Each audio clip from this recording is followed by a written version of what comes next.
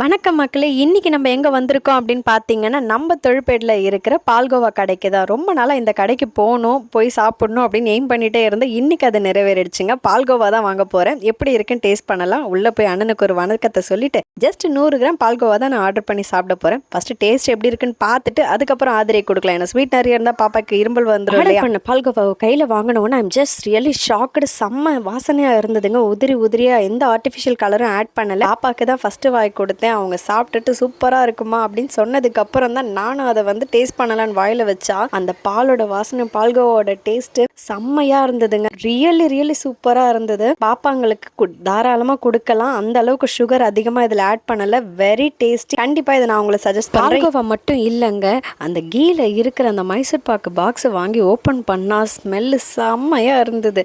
எங்கள் ஊர் பக்கம் நீங்கள் NH கிராஸ் பண்ணும்போது இந்த தொழுப்பேடு பால்கோவாவை நிஜமாவே நீங்கள் மிஸ் பண்ணாமல் இந்த கடைக்கு நீங்கள் கண்டிப்பாக வந்துட்டு தான் போகணும். பாய்.